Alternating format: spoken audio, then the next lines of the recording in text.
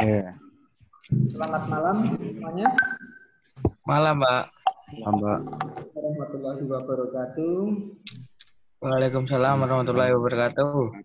Baik, kuliah online untuk mata kuliah desain periklanan 1 hari Senin 6 April 2020. Ya. Jadi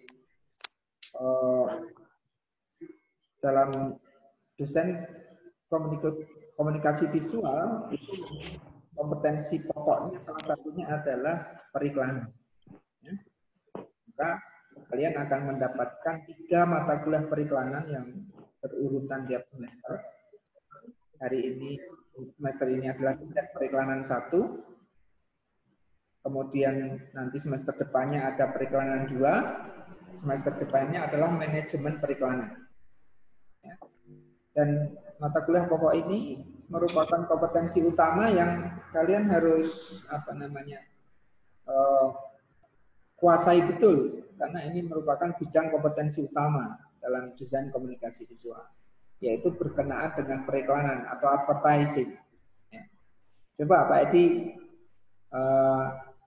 sedikit mereview kembali, ya. Apa itu pengertian periklanan? Nah, coba Julio dulu yang paling atas. Apa pengertian periklanan, Julio?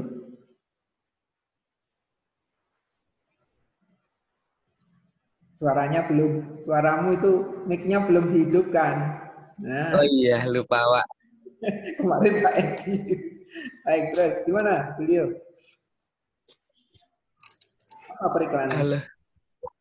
Iklan adalah Pak, media untuk menyampaikan pesan kepada masyarakat tentang apa yang sudah dibuat atau dibikin dalam suatu gambar, Pak. Nah, masih ada yang kurang. Nah, coba lengkapi, Tony. Iklan adalah cek responnya Pak ya. Ya. Iklan adalah suatu media yang memasarkan atau memasarkan produk ataupun jasa bertujuan untuk menarik konsumen agar konsumen memakai jasa kita atau menggunakan produk kita. Mungkin seperti itu, Pak. Okay.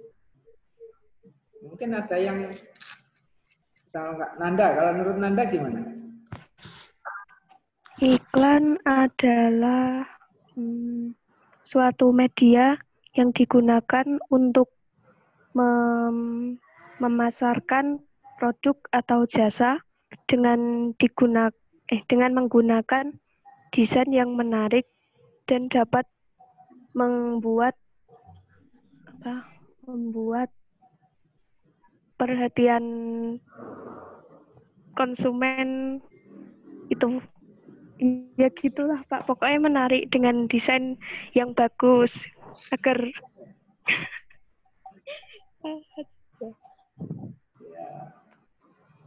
Oke. Bayu coba, kalau Bayu gimana Bayu?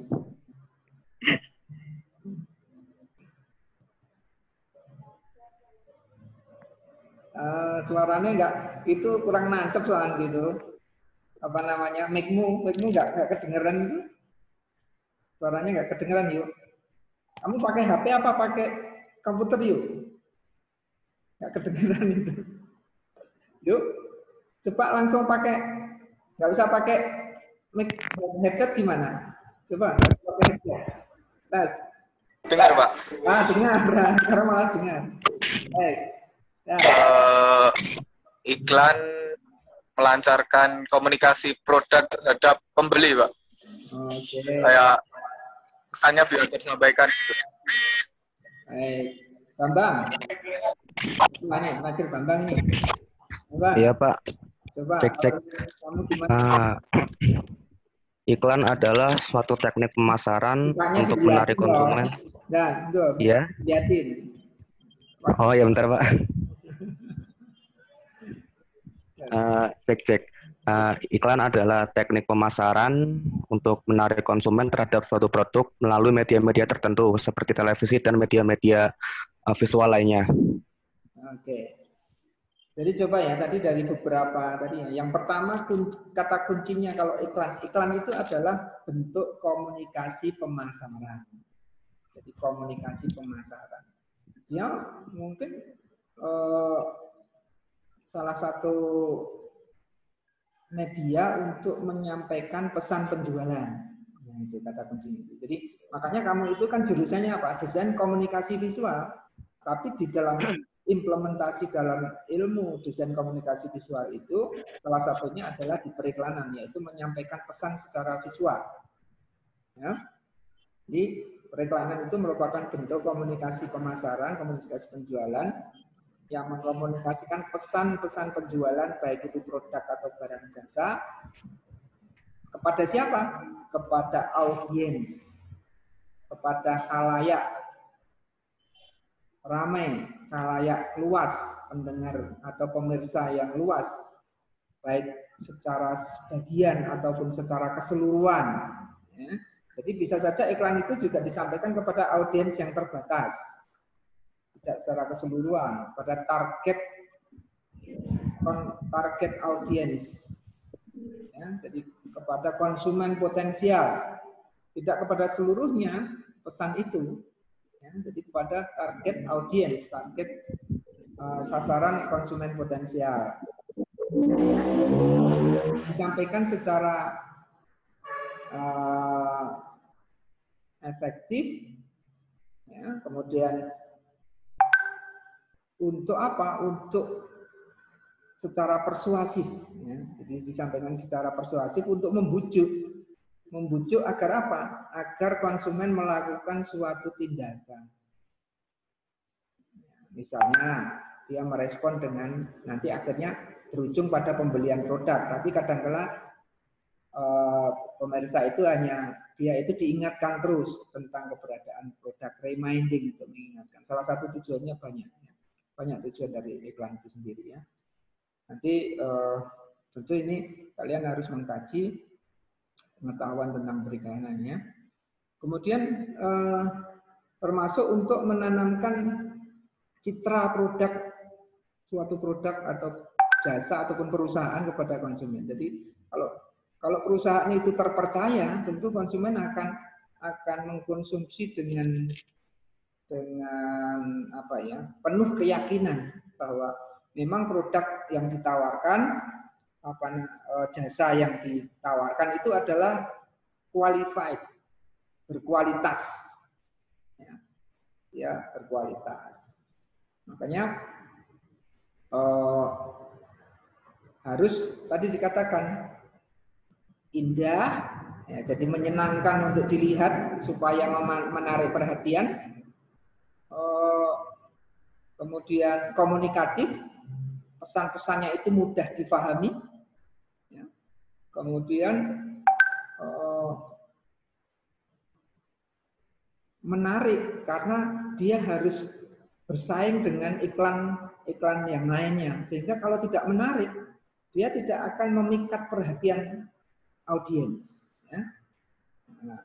Nah, salah satu dalam pekerjaannya adalah membangun suatu citra. Maka banyak sekali media-media yang digunakan. Termasuk tugas yang nanti kita akan bahas, yaitu tugas untuk membuat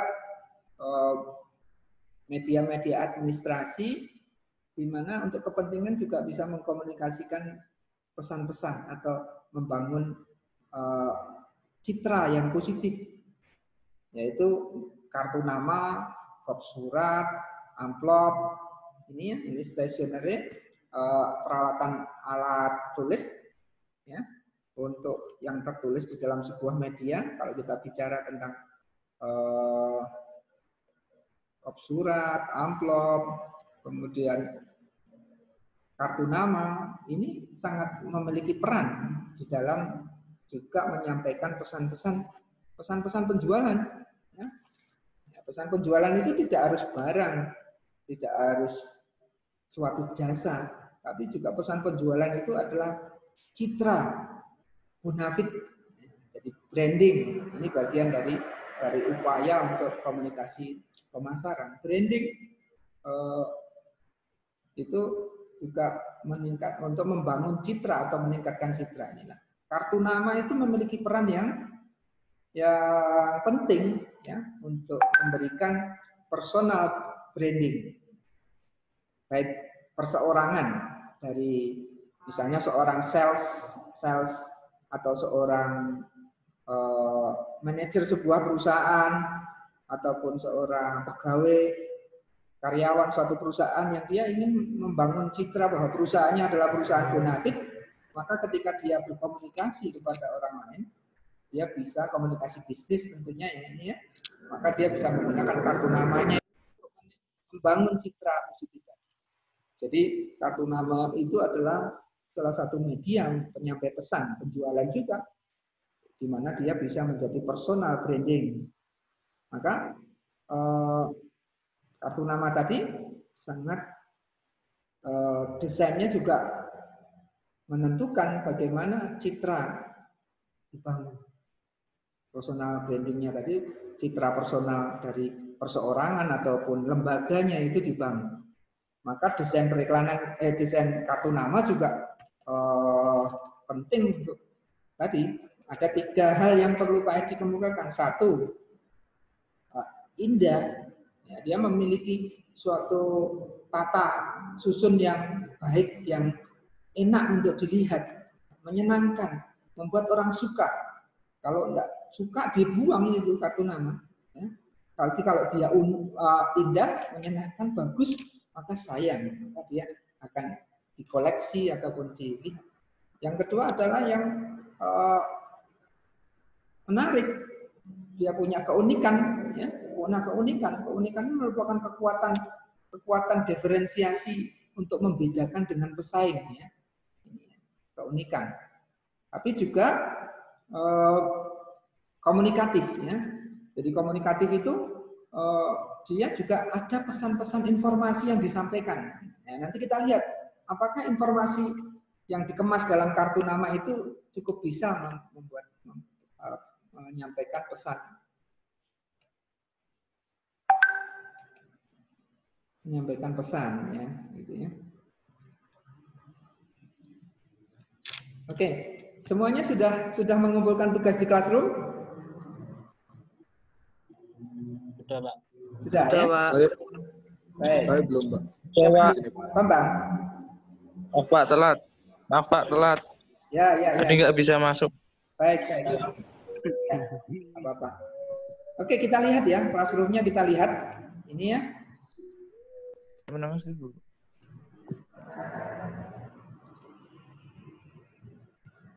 Oke.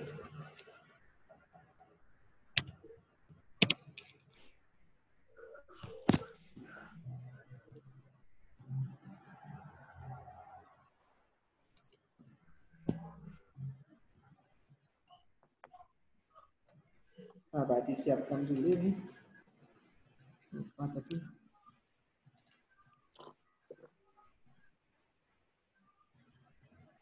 Share dulu ya.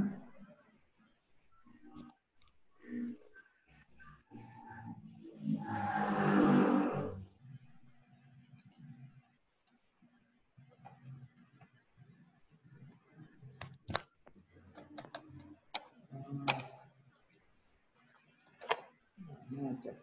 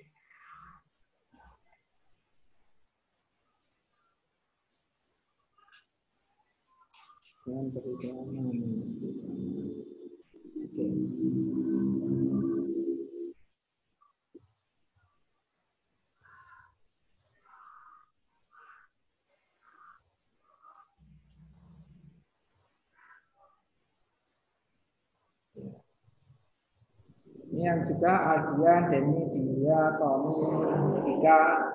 Ya. Oke, kita bahas yang punyanya Tony dulu. Ya, Pak.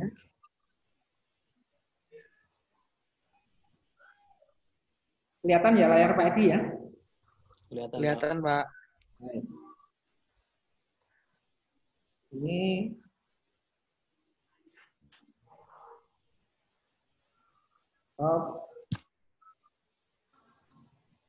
baik, amplop. Ya. Ya, untuk Tony. Untuk Tony ini, ya. Yang pertama, bahwa kartu nama itu ada berapa medianya, ada berapa halaman, Ton? Medianya 2, Pak. Satu. Ada 2, ada 1. Ya. Kartu Ada 1 nama muka, ada itu 2 muka, Pak. ada dua halaman. Ya. Oh iya. Di halaman depan dan halaman belakang. Ya. Oh iya, ding. Bolak-balik kan. Itu jadi supaya apa? Dia bisa dioptimalkan medianya. Ya. Jadi kalau misalnya ada yang kenapa mereka hanya 1? Nah, sebenarnya kalau itu berarti dia tidak memanfaatkan halaman belakangnya. Ini percuma. Ya. Jadi eman-eman. Karena tentunya kita harus memanfaatkan kartu nama itu dengan 2 halaman. Ini Pak ditampilkan satu sampel ya, satu contoh.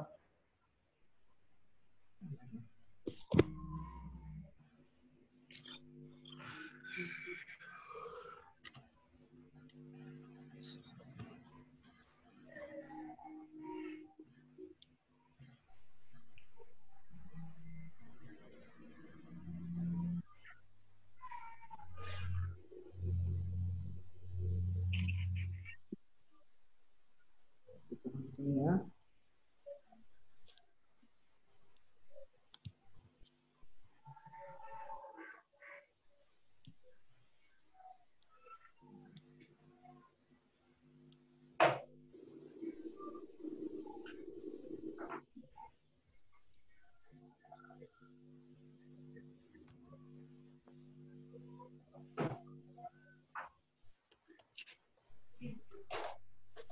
Nah, ini adalah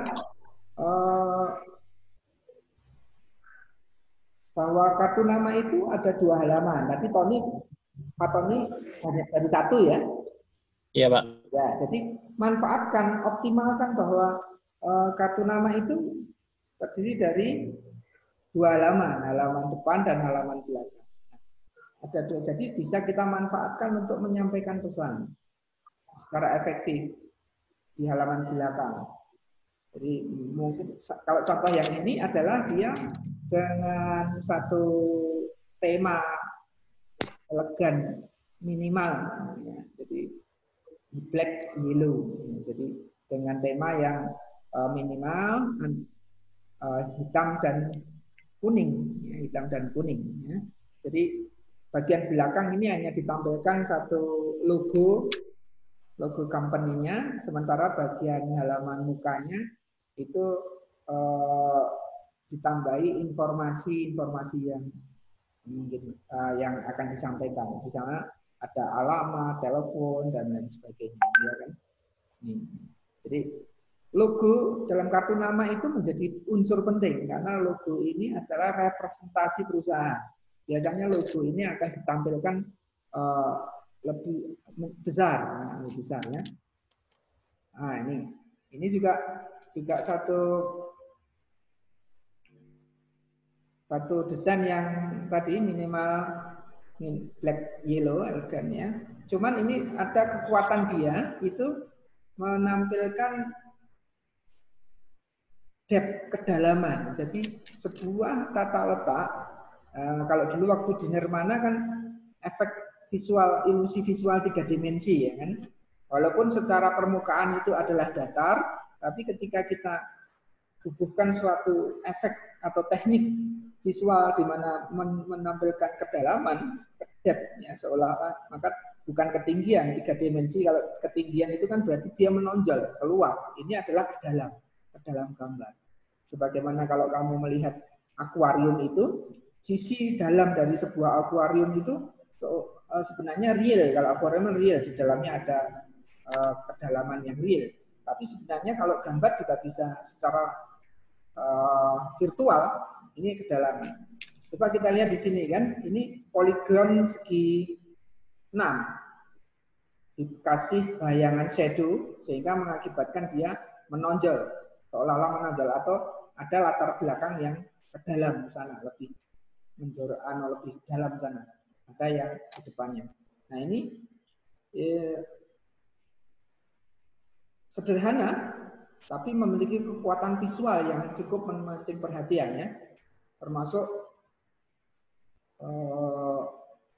logo yang besar ini ditampilkan, kemudian di sini juga dengan konsep layout yang hampir sama, halaman belakang dan depannya, ya, ini hampir sama, tapi diberikan informasi yang berbeda.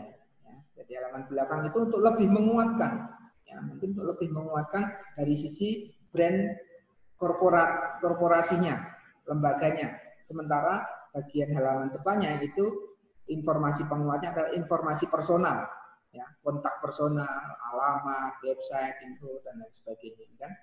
Nih. Oke. Nah, Tony. Selamat malam, Tony. Ya, Pak.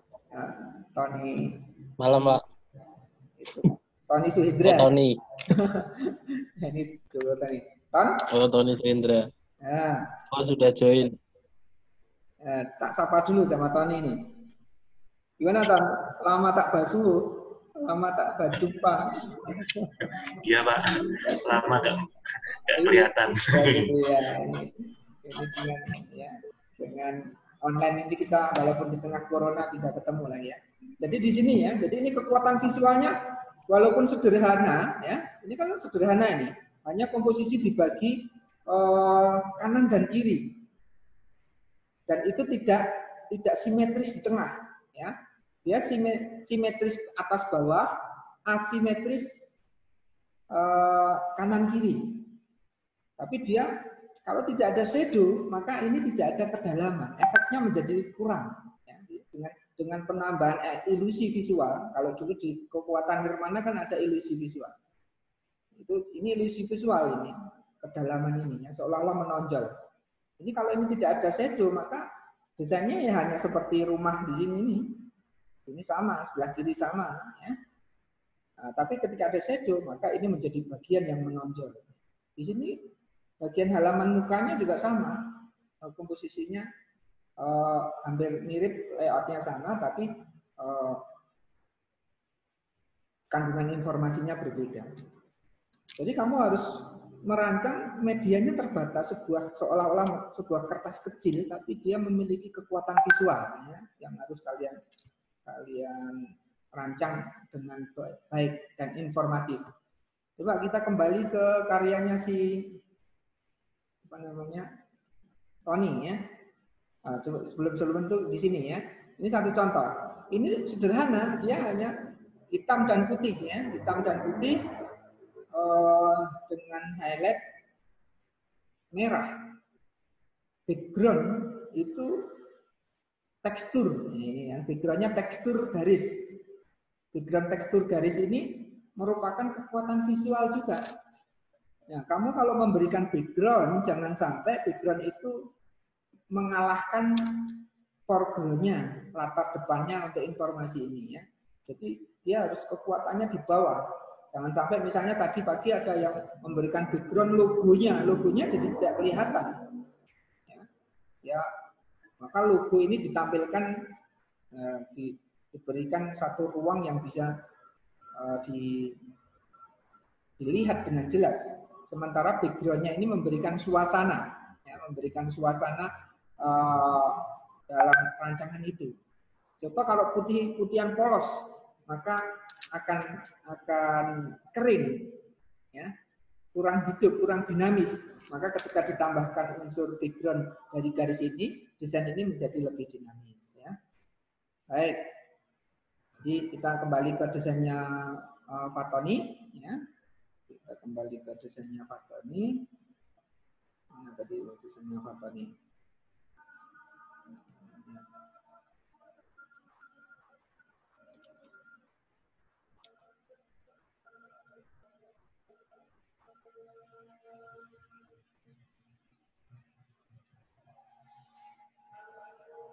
Fani sudah dikumpulkan, Fani Sendra sudah mengumpulkan di Classroom?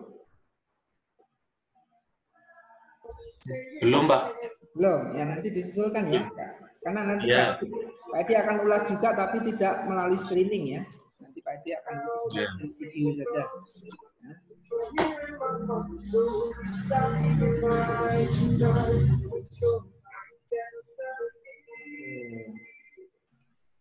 Oke, ini ya. Nah, ini desainnya Fani.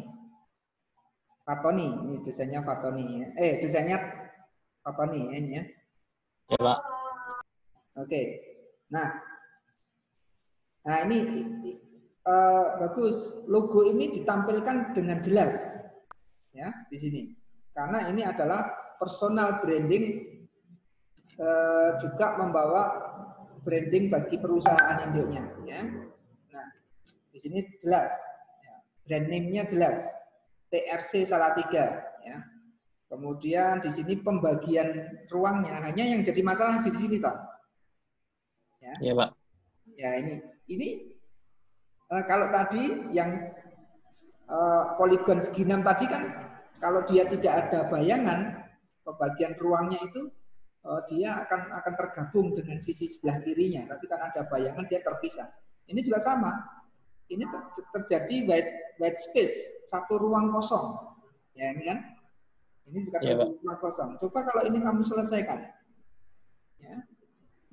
Atau misalnya kalau ini sebenarnya ini dibagi 3, 1, 2, 3. Nah, itu bagaimana strateginya? Ya, karena di sini terjadi satu ruang kosong yang ibaratnya mubazir, ya, ruang kosong itu tidak termanfaatkan dengan baik. Di sini ya. Jadi komposisi yang di sini yang menjadi masalah. Selebihnya sebenarnya cukup bagus komposisinya. 1, 2, 3 ya, ini ya. Kemudian informasinya ada alamat, kemudian menggunakan ikon-ikon yang membantu informasi ini ya. Ini ikon ini penting ikon ini karena ini akan memberikan keterangan yang lebih jelas. WA ini dengan ikon logo WA, HP, phone, kemudian Instagram, mail, ya. Nah ini di sini nih yang menjadi masalah. Kemudian juga bagian belakang. Ya. Baik, coba sampai di sini ada pertanyaan tentang tugas? Oke. Jadi mungkin sesi minggu ini sampai minggu depan mungkin kita akan bahas top dan upload ya. Minggu ini Iya, Pak. Kita lebih bahas untuk yang jelas ya, Fani? Ya, Pak. Jelas, Pak. Siapa yang sudah mengumpulkan tugas lagi? Saya, Pak. Jika? Saya sudah. Coba kita lihat punyanya si Jika ya. Jika Bambang sudah gabung ke Classroom? Belum, Pak. Ya? Belum, Pak. Nanti lihat di grup kodenya ya. Iya, Pak. Andika, oke Andika ini.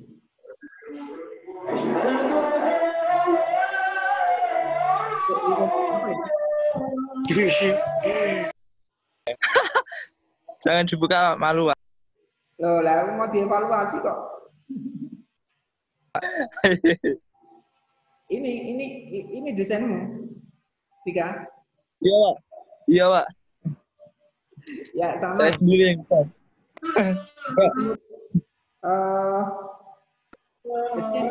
Terlalu simpel ya, Pak?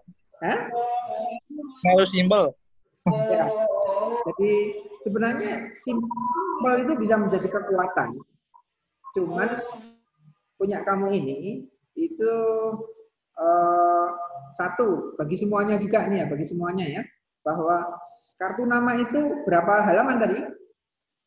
2. Halaman depan dan halaman belakang. Ya. Jadi dia harus mencerminkan personal branding yang kuat, ya, di mana citra daripada personal orang yang memiliki kartu nama juga citra perusahaannya ditampilkan di situ. Ya, jadi di situ logo menjadi penting. Ini kan tidak jelas ini perusahaannya apa ini? Kalau punya usaha, perusahaannya apa? Namanya apa? Ya? Jadi, saya sendiri. Nah, tentu kalau kamu sendiri kan mestinya sebagai sebuah usaha, nah tentu akan ada.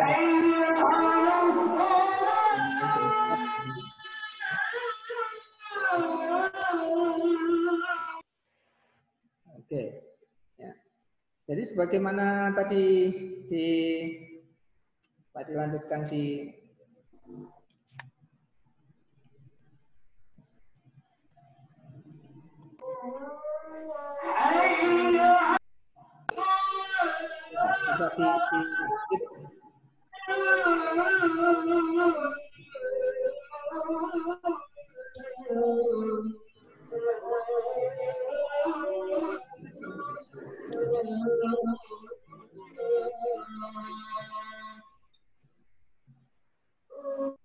Oke ya.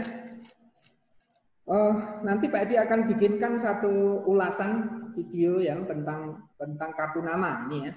Jadi karena kita batasi streamingan kita itu hanya untuk diskusi ya. Jadi tadi diskusi kita tadi adalah bisa memberikan pelajaran buat yang lainnya, juga untuk presentasi dari masing-masing nanti ya. Tapi kita batasi cuma 30 menit ya. Selebihnya nanti kalian bisa ke video tutorial yang lainnya yang bisa kalian lihat ya. Pak Edi akan menerangkan tentang kartu nama ya. Nanti Pak Edi share linknya ya. Kemudian kalian coba kembangkan desain kartu nama kamu ya, dan juga kop dan amplop. Ya. Sekali lagi kalau untuk kop ini kan kepala surat ya, jadi dia rancangannya tentu tidak. Coba kamu eksplor desain-desain kop surat yang ada di internet ya.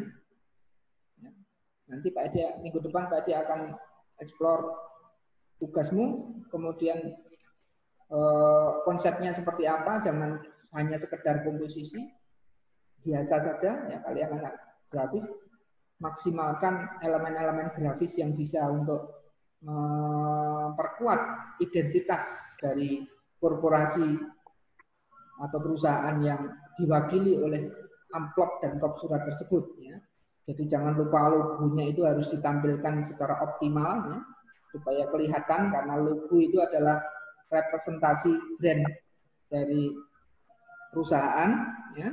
Kemudian informasinya berkenaan dengan identitas atau perusahaan, identitas perusahaan ataupun lokasi perusahaan ya. Jadi tolong bentuk usahanya yang jelas ya.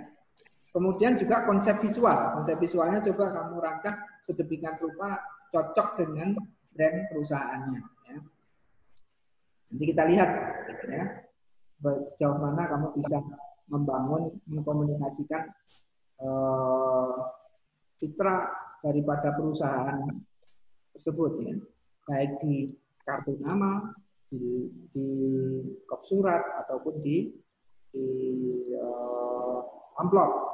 Dan tiga-tiganya itu biasanya desainnya sejenis, hampir tematiknya sama. Untuk edisi kali ini tematiknya sama. Jadi antara tiga. Tadi kalau punyanya Handika tadi kan beda-beda tadi. Kepada Irena tadi kan amplop pribadi tadi. Iya, Pak. Amplop cinta. Amplop cinta. Ini amplop perusahaan. Ya, Saya nggak tahu, kirain desain kartu nama, desain kop surat sama amplop itu satu tematik untuk membangun, mengkomunikasikan citra perusahaan, gitu ya. jangan beda-beda. Nanti karena ini satu tematik ya. Coba kamu explore di internet desain-desain perusahaan-perusahaan yang ada, desain kop surat ini seperti apa, amplopnya seperti apa. Kemudian tulisannya juga begitu. Letakkan, simulasikan bahwa suratnya itu, kop surat itu di dalamnya sudah ada suratnya, isi suratnya, apapun itu ya. Coba itu ya. Kemudian kalau misalnya ada nama seseorang di dalam kartu nama, ya cantumkan. Cantumkan namanya siapa. Baik, saya kira mungkin untuk sementara seperti ini dulu ya. Nanti diskusinya saya kira dalam pertemuan mendatang akan lebih efektif. Jadi kita manfaatkan 30 menit itu mungkin oke, Pak Edi tentukan yang maju minggu depan mempresentasikan satu. Nah, Tony ini enggak. Tony Suhendra lama enggak bersua. Giliran pertama ya, minggu depan presentasikan karyamu ya. Ditampilkan di komputer. Kemudian yang kedua, nah ini pendatang baru, kawan baru, ready, Bambang. Bang? Ya Pak, siapa? Siap ya. Kemudian yang ketiga, yang lama tidak muncul juga Bayu. Siapkan ya, Bu? Iya, Pak. Baik, Pak. Jadi nanti pembahasan presentasinya 5 menit saja. Ya. Kemudian pembahasannya juga mungkin kurang lebih 5 menit sehingga 30 menit selesai. Ini Lampung. Nanti Nanda sama Julio. Nanda, Julio dan Tony. Siap-siap saya. Ya, Pak. Baik, saya kira cukup ya untuk kali ini ya. Nanti kita komunikasi lewat WA. Ya, Pak.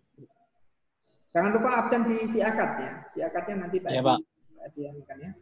Selamat malam. Ya, Pak. Assalamualaikum warahmatullahi wabarakatuh. Selamat. Sampai jumpa. Assalamualaikum warahmatullahi wabarakatuh.